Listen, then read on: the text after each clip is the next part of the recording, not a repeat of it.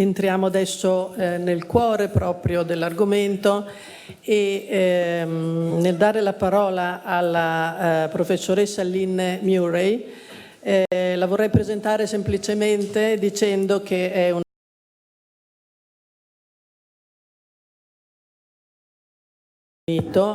collabora anche con l'Institut de Sciences Cognitive di Lione ed è uno dei massimi esperti mondiali sull'argomento rapporto madre-bambino. Ha svolto attività intensa per più di 30 anni su questo argomento e ci parlerà della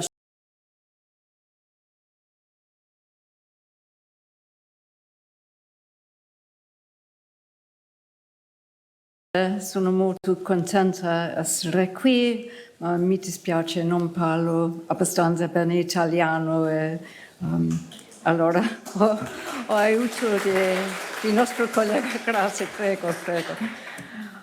So,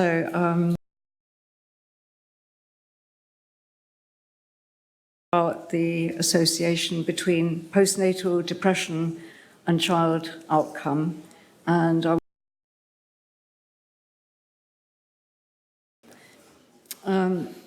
you all know, I think, that postnatal depression has the same characteristics as depression at other times. In populations, as in Italy, the prevalence is around 10–13% of women. It is much more common in low-income countries. Perhaps 20–30% of women are affected. In general, epidemiological studies show that about 60% of women with postnatal depression remit within the first 6 months. But the episodes that are more severe tend to persist, and for those women, the recurrence of depression is common. If we look at the risk factors for postnatal depression, as we heard this morning, there are often social risk factors, general adversity, low economic status, and in particular, poor support, personal and social support. So we recently conducted a study with our colleagues in Oxford, Elena Netzi, and looked at data from a large sample of women who were recruited in pregnancy in a large geographical to 9,000 women, and they have been followed with their children through the children's development into adolescence. And we selected 3 groups of depressed women according to the severity of the symptoms of depression, as measured on the Edinburgh Postnatal Depression Scale.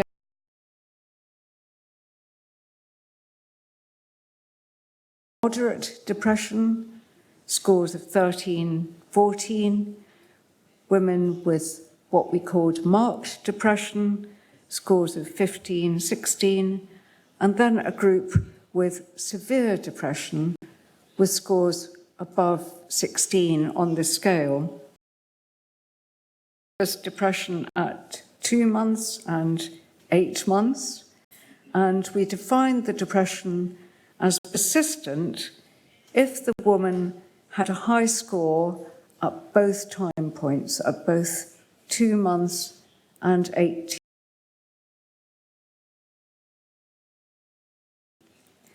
And we looked at children's development in 3 different areas. First, the occurrence of behaviour problems at 3.5 years, their performance on mathematics exams at 16 years, and the occurrence of depression at age 18 years.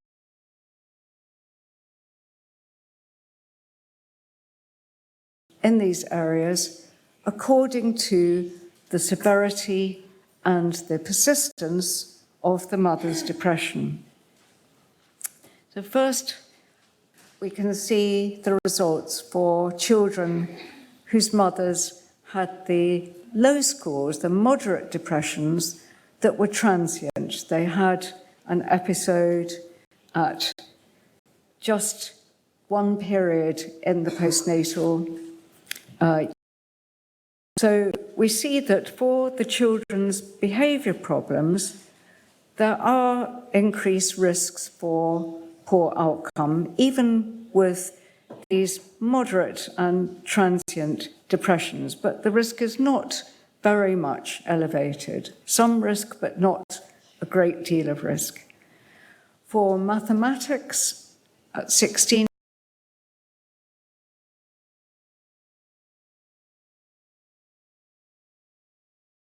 the same for depression, quite a low risk with this moderately depressed, transient group of women. Now, by contrast, we look at women who experienced severe and depression that could be also persistent. If women had severe postnatal depression at just one period, either 8 weeks or 8 months, the risk for behaviour problems is slightly elevated, but not much more than those with moderate depression. But if that severe depression was persistent, if it was there at 2 months and 8 months, then the risk that the child will have behaviour problems at 3 to 4 years is more substantially increased. The risk is fourfold increase in the risk of problems. If we look at mathematics, we see a similar picture. For children of women with a severe episode, but just a transient depression, the risk is not much elevated. But for women who have severe depression that is persistent, then we see a substantial elevation of risk for poor outcome.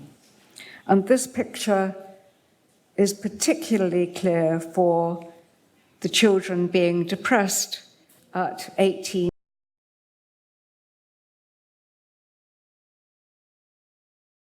Postnatal depression, there's very little increase in risk to the child, but if the woman has a severe postnatal episode,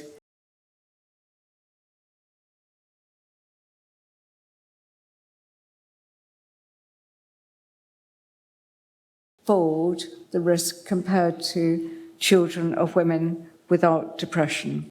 So if we just summarize these figures together, we can see some small elevation in risk for behaviour problems with moderate, very little risk for mathematics or for depression, but with the severe persistent group on all aspects of child development, we see significantly, substantially elevation. From the study of a large epidemiological sample is that apart from the behaviour problems that did show some adverse effects of moderate postnatal depression, child outcome is in the context of the severe symptoms of postnatal depression, where the depression persists most of the postnatal year. And these results from this large population study are very consistent with the results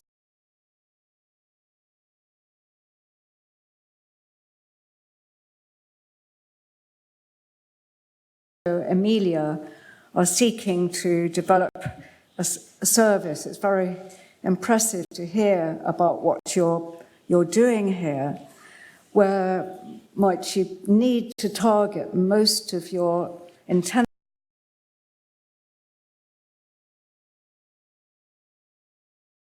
severe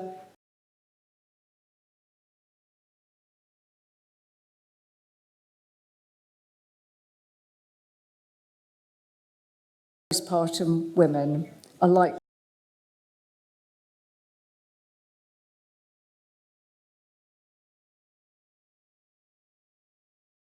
of what are the mechanisms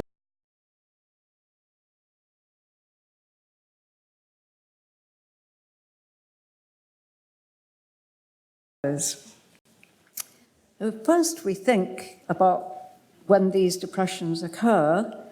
They occur at a time when the infant is maximally dependent on other people for their care. And although fathers are becoming more involved, it's still the case, certainly in the UK, that the principal environment for an infant in the first year is their mother. And at this time,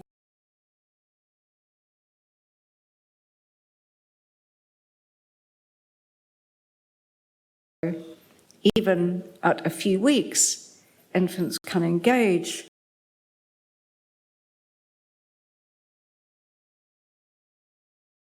if the quality of the parents' interaction is different from the normal. So what has the research shown us about mother-infant interactions and depression? Well, it depends on the context and on the severity of the depression. So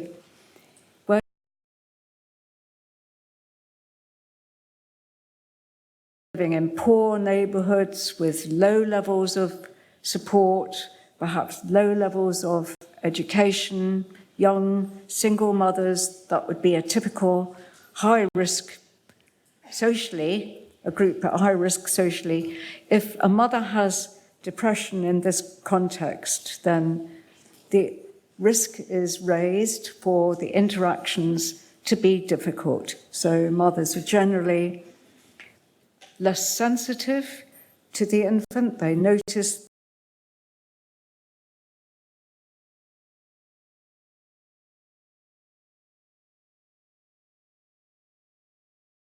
their presentation with the infant. Some depressed mothers can be very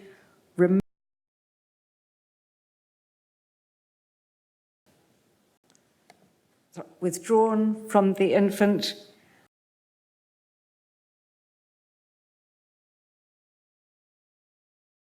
During these interactions, the infants quickly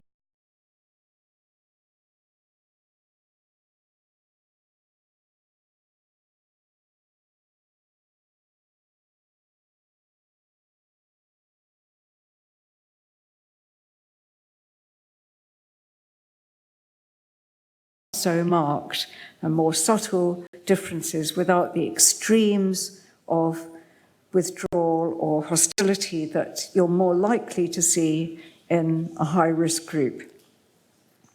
In terms of the later mother-infant relationship, many studies have shown that even though the depressions can remit, there are still residual problems often in terms of the mother-child relationship. Quite often more risk of insecure attachment and a lack.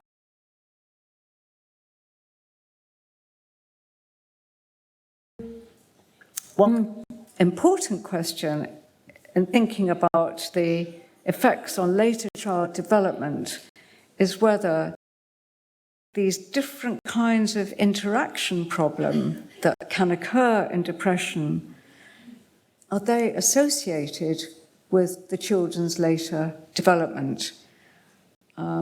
This is a question really about the specific perception difficulties lead to specific kinds of difficulty in children's outcome. So I'm going to review some of the research on this question, looking again at 3 different areas of children's development: their cognitive development, IQ, school achievements, occurrence of behavior problems in childhood, and the occurrence of depression in adolescence. And I'm going to use a study I set up in Cambridge in the UK, where we recruited a sample of depressed and well mothers shortly after the birth, and we followed these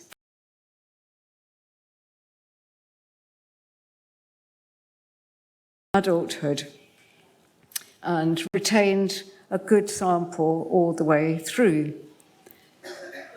So at each stage, we do a comprehensive package of assessments, always trying to look at the mother-child relationship, and I'll focus on some specific aspects through this talk. So first, I want to consider the children's cognitive development, and drawing on a wide literature, think about what do parents do that can support a child's learning, their cognitive performance. And the 2 main factors are the degree of responsiveness the parent shows to the child, how contingent are the parent's responses to the child's own behavior. But parents also do things that we know are affected by depression to help the infant regulate their attention to the environment and engage in practices such as book sharing, which we know are good for children's development. These things are likely affected by depression. We can see these effects in brief experiments, which are striking in how they show how an infant, even very young, is affected by the way an adult behaves. So these slides show an infant of about 3 months whose mother is actively engaged with him. And then on the second slide, we ask the mother to stop responding and show just a still blank face. And we look at the effect on the infant's behavior. And we can see that when the mother first, the infant seems to try to get her attention, making social bids to her, but then if she remains unresponsive, the child withdraws, he becomes avoidant, he looks away, he might begin to be self-absorbed, chewing on his hands, he becomes disengaged until the mother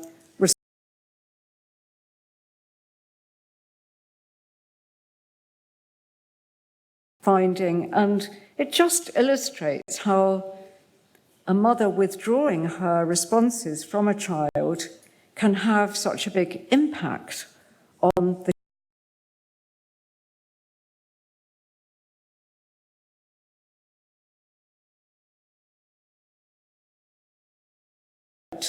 that responsiveness. So if we imagine this effect magnified for a child who's with a mother who's very depressed and who can't give the normal responses, how that child might withdraw from their environment and not seek stimulation. This might be an effect on their cognitive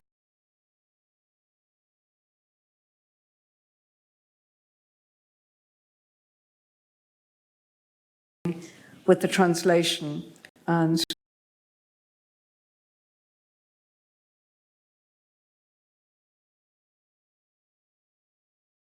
of the mothers to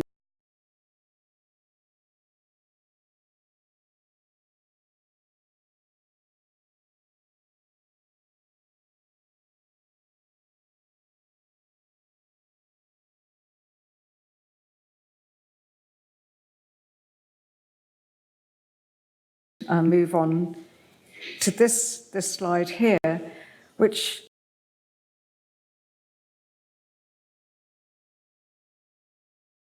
have found that interactions between depressed mothers and their children are different for boys and girl infants. And we also found this. We found that for girl infants, the level of responsiveness of the mother was pretty much the same for depressed and well mothers. But the real difference came with boy infants, where the effect of depression was magnified. We could see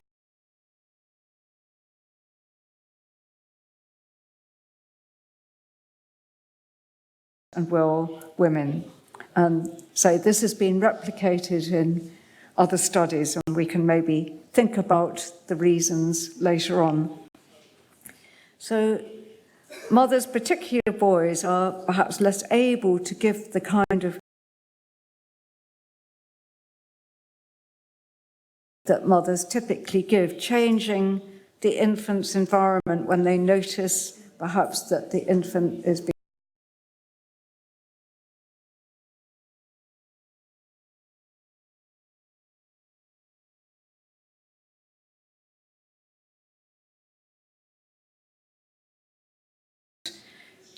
to just help them achieve their goals. Again, in order to do this kind of support, a parent has to be able to know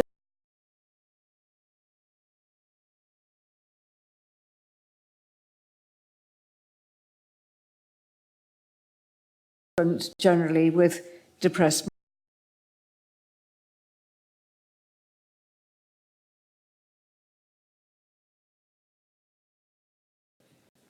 now.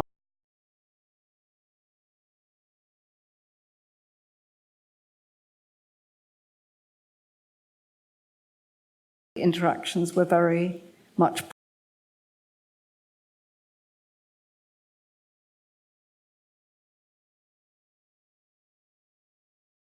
on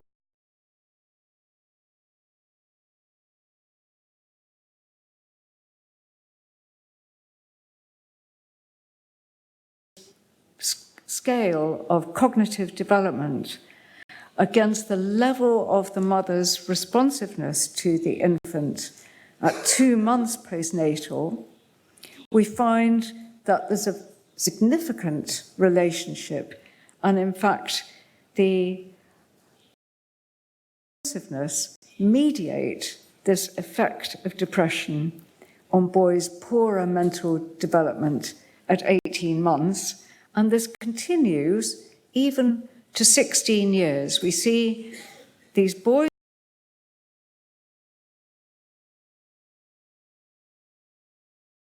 continue to have these problems through to adolescence, so that on public exams their grades are significantly lower. And it's a bit complicated, but it is what we call a path analysis that tracks the children's cognitive development from the time they're 18 months old, being predicted by the mother's postnatal depression. And then at 18 months, and when we measure it again at 5 years and 8 years, the children's IQ becomes very stable. We can predict it well from the level they achieve at 18 months.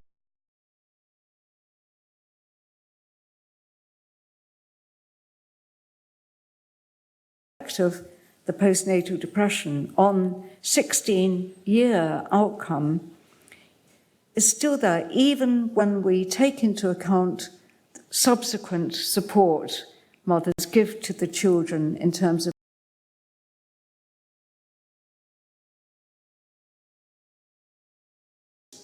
So if we conclude for cognitive development, we see that depression is mainly a risk in the context of wider adversity, particularly where the depression is chronic, and it seems to be mediated by the quality of interactions, the poor responsiveness of depressed mothers, and the difficulty they have in giving good cognitive support to their children through the first 2 years postnatal.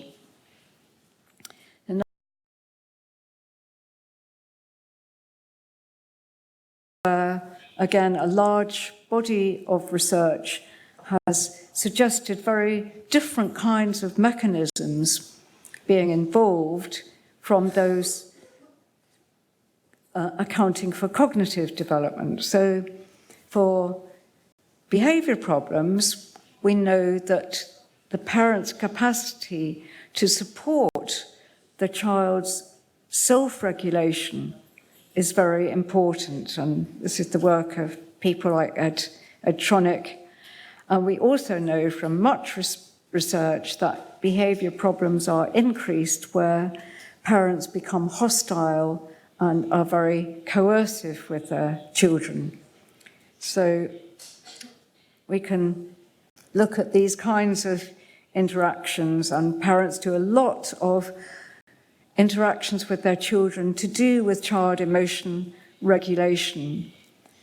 We know that the face-to-face interactions between parent and child in the first few months, they're not perfect, and in fact they should not be, because it's quite helpful for the child to experience minor mismatches that are then repaired. So this is, again, Tronick's work, and we see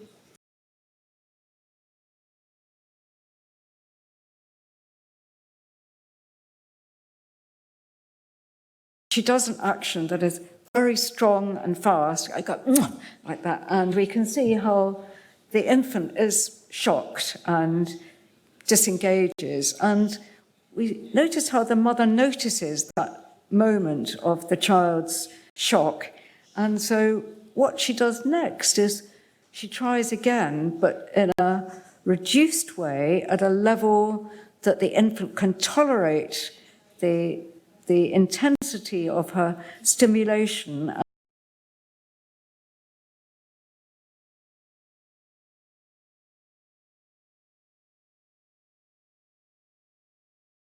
Become repaired, and gradually in this way they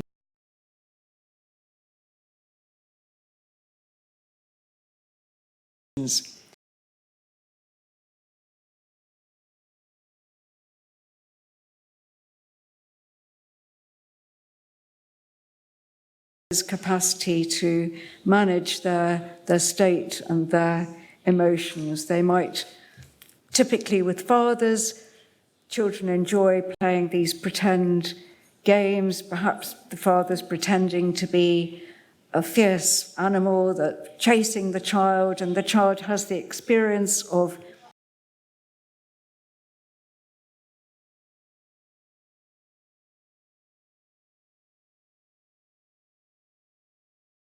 in the literature how parents, again, particularly fathers, give children practice in managing to regulate aggressive impulses during play by helping the child to explore the limits within a safe, secure relationship.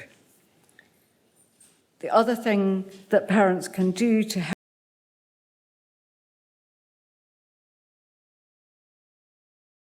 a routine that children begin to know, yes, when my mother makes my food, she puts me in my chair, she puts my bib on, she tastes the food first to check whether it's too hot or too cold, she stirs it. And when the child has the sense of order and predictability, it helps them tolerate the frustration of waiting. Can be very difficult to provide an orderly environment for the child. Just encouraging children to be cooperative is protective.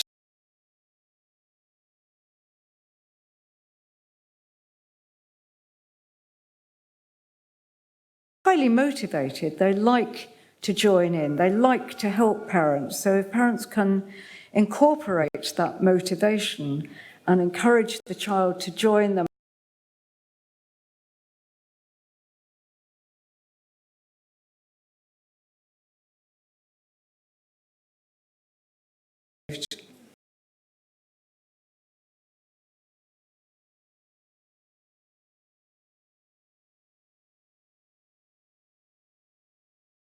whether parents themselves become harsh, whether they can remain consistent, whether they can be flexible. We know that harsh parenting that is coercive is associated with raised levels.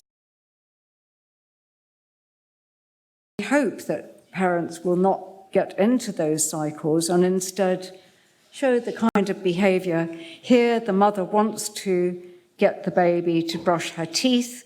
At first, the baby becomes very distressed, she refuses. And so, instead of forcing her in an angry way,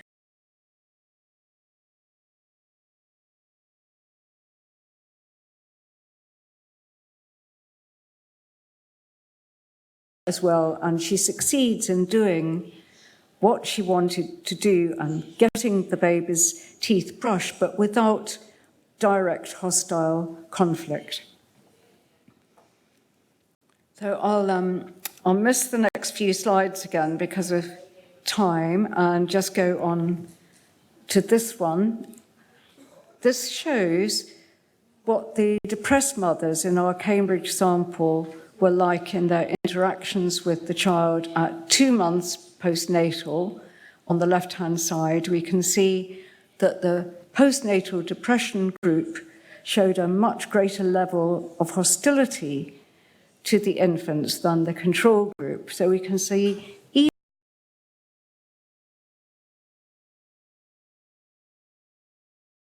and then when we see the children's behaviour problems at 5 years reported by teachers, we see that the children of depressed mothers are showing higher levels of clinically significant aggression at 5 years. And in fact, if we do another path analysis, we can see how this pattern of aggressive behaviour develops in children of these depressed mothers, even starting as young as 2-4 months. So we know the mothers with depression show more hostility to the baby. At 2 months, this continues to 4-month hostility. And on the top row, we see the infant's behaviour. EBD means emotional and behavioural dysregulation.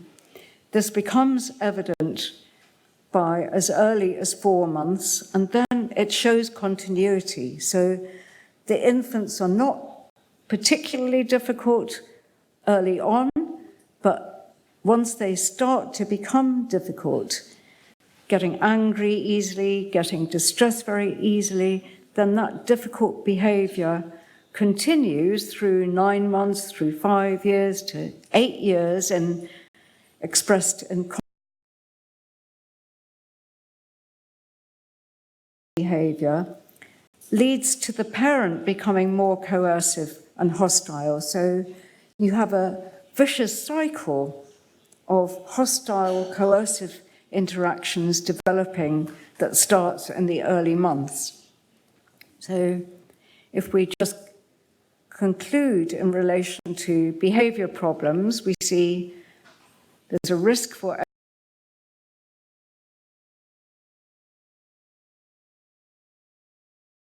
particularly where the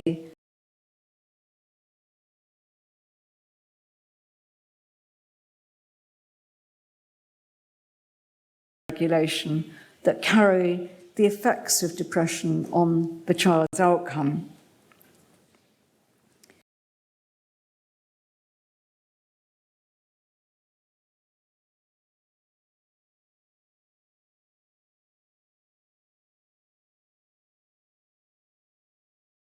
Years, 16 years using psychiatric interviews and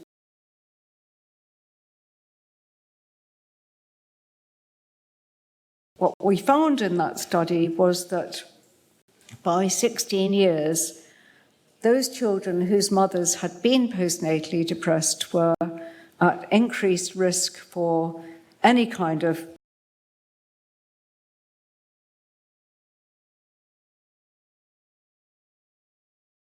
a fivefold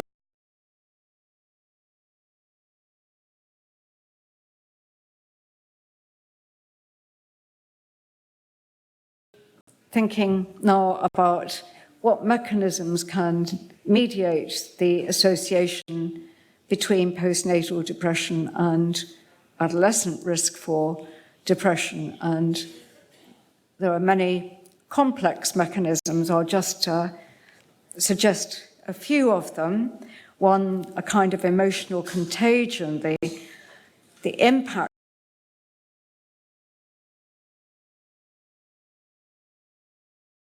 the infant to depressed feelings, then physiological routes via the HPA, a psychological route through attachment. So in terms of emotional contagion, we know that when people are depressed, the quality of their speech changes. When parents speak to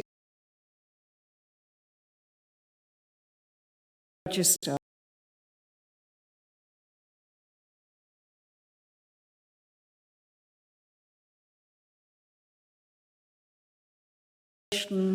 and a lot of rising ends to the phrases. So they are depressed women, but we know depression is associated more with falling intonation contours. So, for example, a mother might say, "Oh."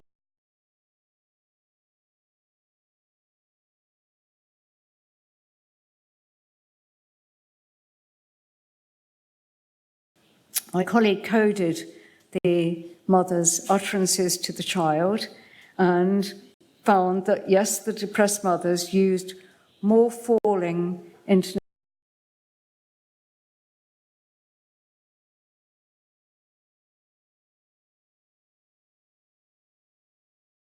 repetitive, and we can see here some spectrograph examples.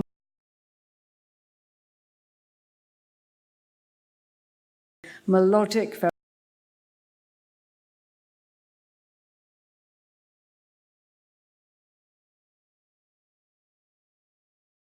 intonation patterns. We looked at the relationship between this quality of the mother's speech in the early postnatal months and the occurrence of affective disorder in the children as it began to emerge.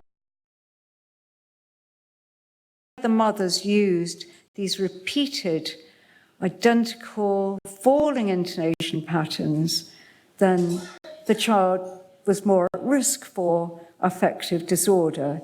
And obviously, many things.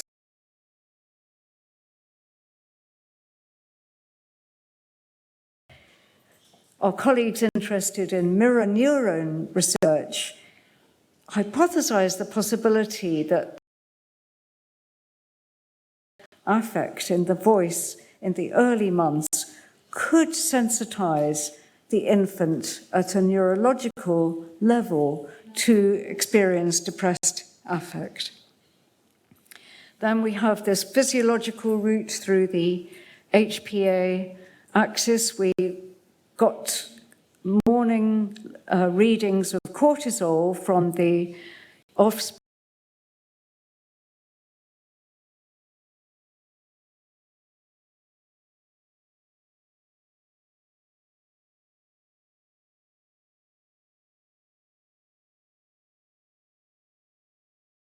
The postnatally depressed mothers compared to the children of well mothers, and we saw that the base in these children at 13 years was increased in the depressed group. And this association was still there even when we control for other things that might have influenced the cortisol level, like current depressive symptoms.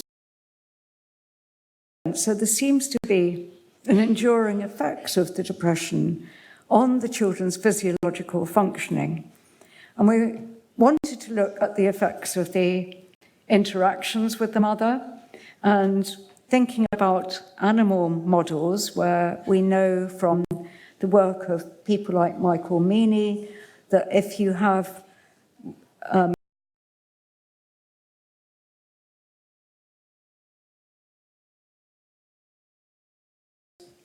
show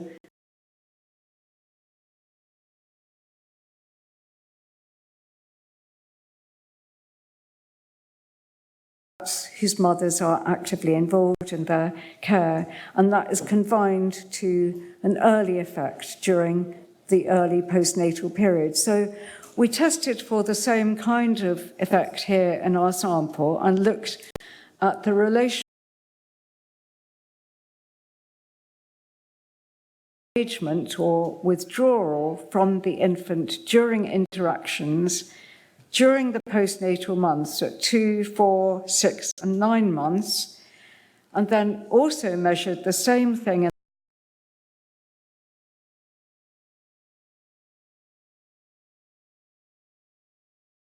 engagement and the children's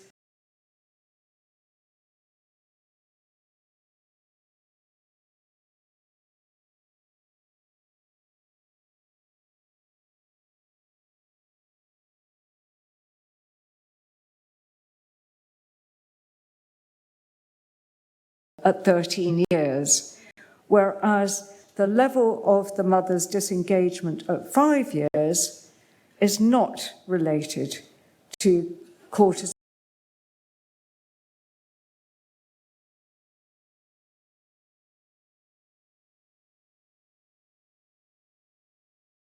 Cortisol levels are important because they do predict depressive symptoms later on. So this slide shows you the relationship between the level of morning cortisol at 13 years and then the level of symptoms of depression at 16 years. So we know it's predictive. So the final route I want to think about is via attachment. What are the effects of postnatal depression on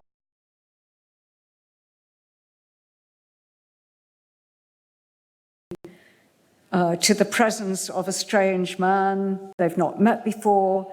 He seeks comfort. He's showing the secure attachment response. And we had found in the Cambridge sample that the children of the depressed mothers were more likely to be insecurely attached than the children of the well mothers. And this again has been replicated in the wider literature. So how could insecurity possibly influence the child's depression? Well, Bowlby wrote about the different kinds of insecurity and said that if you have an avoidant kind of insecurity, you withdraw yourself, you don't get support from other people, you carry a sense of self-worth,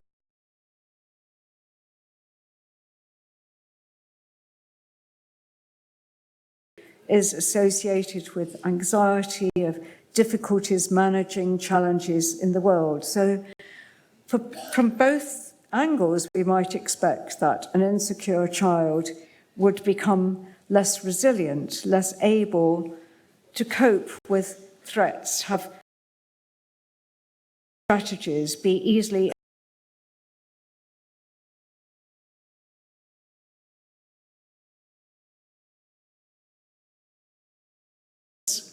in childhood, 5 years and 8 years, by getting the children to play a competitive game with a friend, which some points the children lost a point during the game. So they had this small but normal threat of losing, and we looked at the children's responses if they quickly became negative and showed hopelessness or depressive cognitions, showed low resiliency. So we predicted this kind of pathway from depression through insecurity, through low resiliency, maybe to the child's own depression. But we also took account of chronic difficulties that the children were exposed to, because these depressed mothers postnatally were at risk for having further depression. This could also have added to the children's risk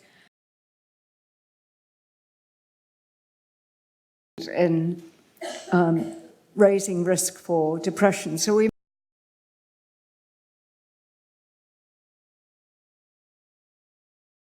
more common right the way through to 8 years in couples where the mother had been postnatally depressed.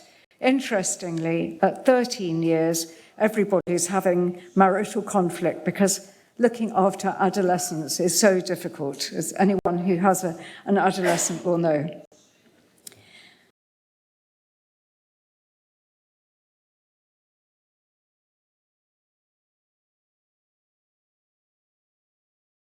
The occurrence of lifetime depression by age 16 in the child, and looked at whether it was mediated by the child developing an insecure attachment and low resilience in childhood at age 5 and at age 8.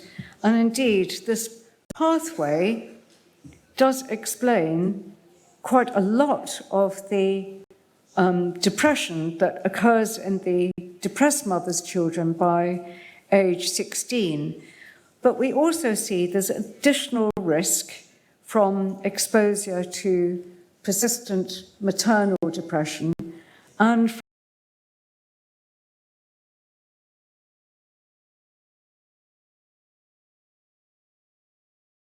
not explain the association with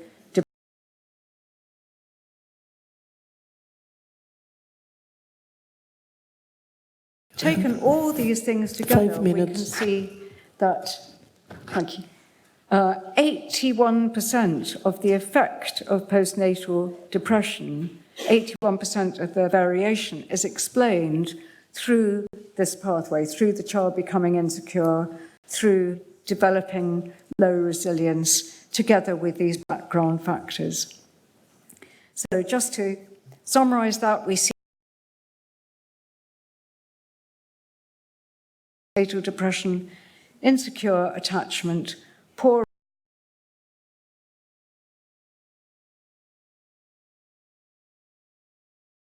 add to the risk but don't explain it.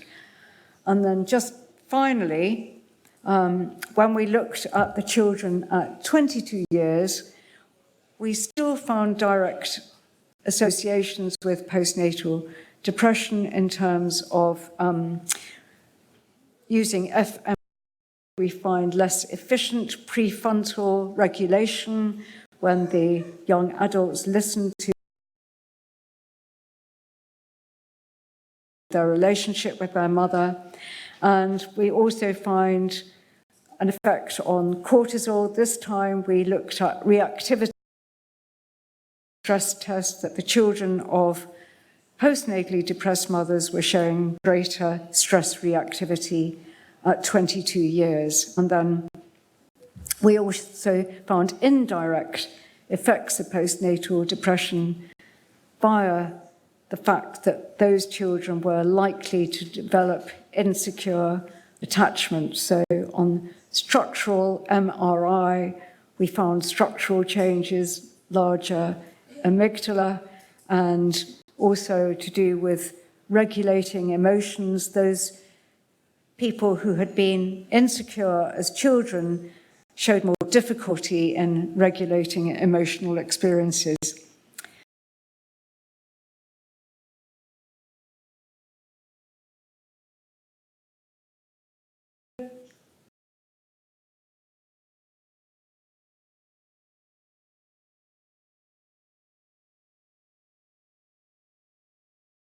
It emphasizes the importance of persistent and severe depression And as you know, in this region, you're trying to address the effects on children of postnatal depression cost a lot of money. So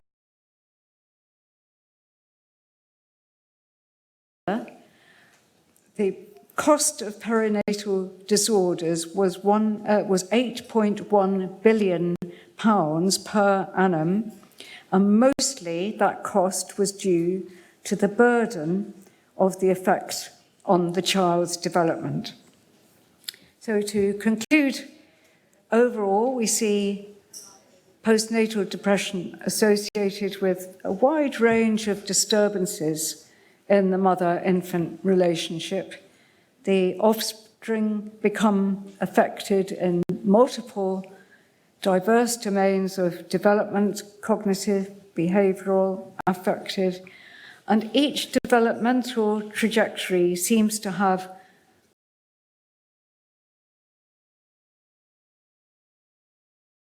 the children of mothers .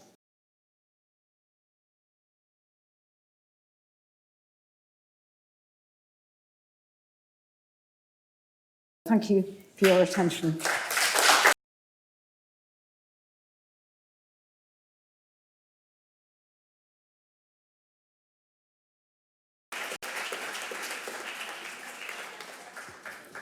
Bene, ringrazio molto la professoressa Murray per questa splendida presentazione e abbiamo qualche minuto per eventualmente fare qualche domanda. La professoressa è disponibile se ce ne fosse la necessità. Abbiamo un microfono forse per la sala? Grazie.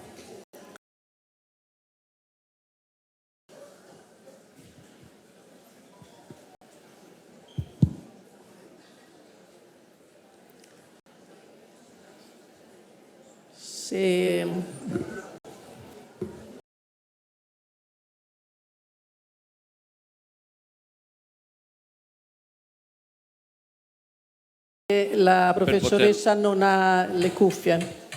Va bene, farò in italiano, chiedo sì, se certo. tradurla. Sì. Io volevo chiedere se all'interno di questo studio o se in studi futuri. Non si sente. Un attimo, posso mettere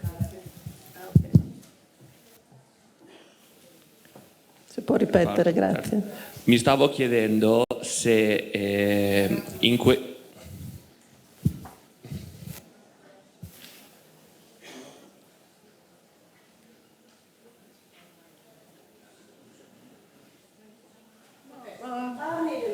Posso capire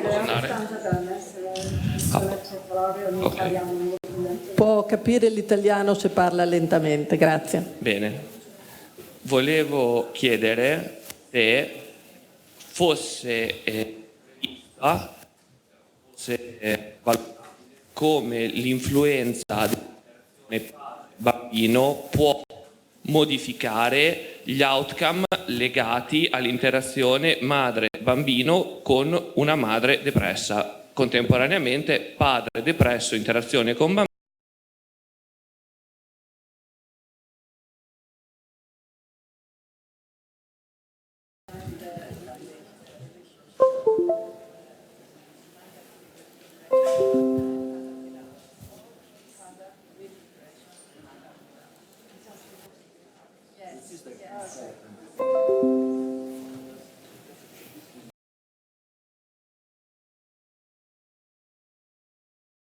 Is the father? Yes, thank you for that important question. I know that Francesca Agostini is going to talk about fathers soon. So maybe you'll cover it, Francesca, but I know the work of Tiffany Field shows that if you have a depressed mother and the father is not depressed, then if the father can be involved in interactions with the infant, then the infant can benefit from some protection by retaining a normal experience of what it's like to have with someone who's not depressed. So I think fathers can play an important role. I think it has to be done very sensitively because mothers who are depressed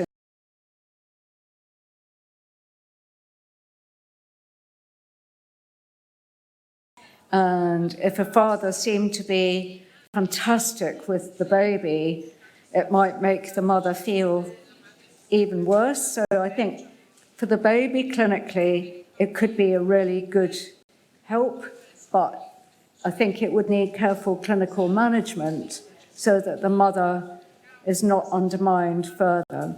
Then with regard to your question about depressed fathers, I know Francesca Agostini is going to talk about that, so I won't say a lot other than to say there is now quite a lot of evidence showing independent effects of fathers' postnatal depression on child development, in addition to any effects of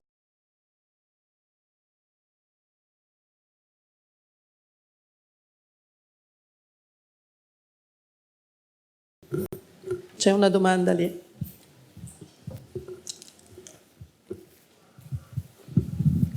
Grazie, sono Alessandra Caldana, neuropsichiatra infantile. Tanto ringrazio per l'interessantissima proprio relazione della dottoressa. La mia è più che altro una curiosità rispetto alla somministrazione di test di matematica a 16 anni, cioè ci arrivo intuitivamente al perché, però volevo chiedere appunto una spiegazione maggiore, cioè perché proprio quelli e solo quelli. So the results for mathematics. What?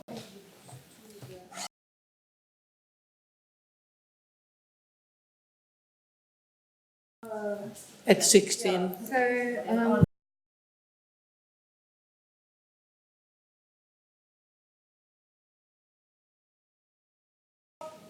Can you speak in the microphone? yeah. It's a public exam. The mathematic exam, and they chose that. So imagine we have a sample of 8 performance, and children vary quite a lot in the different subjects they take, but they must all do mathematics. So that's why, because we had that data for all at the public exams.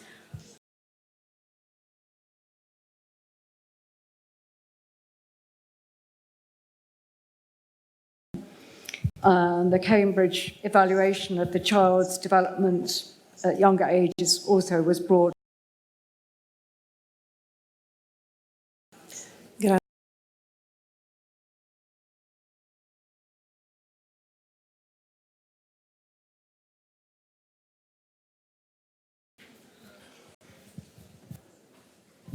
Grazie. E io volevo capire se si può un attimo approfondire il discorso dell'integrazione fra la mamma e il bambino.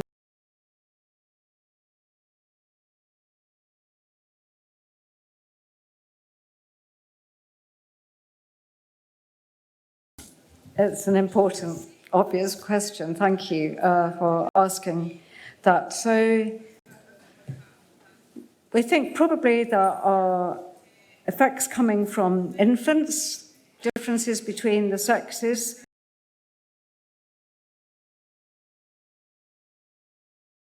Showed very nicely that male infants have more difficulty female infants. And so if a depressed mother has some difficulty in responding to the infant, it's more likely that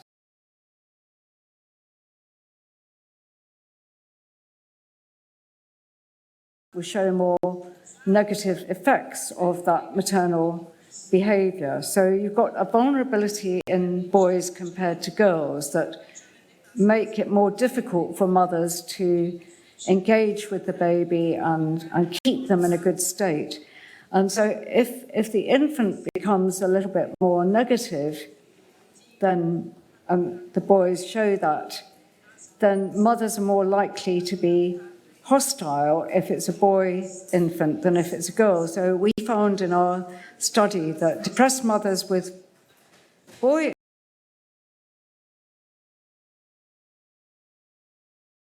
to them that indicated they associated this boy infant with the often you're just the same as your father, you're always demanding my attention, you're never in conflictual marriages. So they seem to somehow confuse this male boy with the negative feelings about a partner, whereas with a girl infant, they seem to feel much more empathy and identification. So if the girl infant shows reacting in a hostile way, the mother might say, oh no, oh, I'm so sad, I feel so sorry for you. So we've got differences at both sides. The mothers respond to girls and boys differently if they're depressed, and boys and girls themselves differ in how well they can handle interactions. Okay.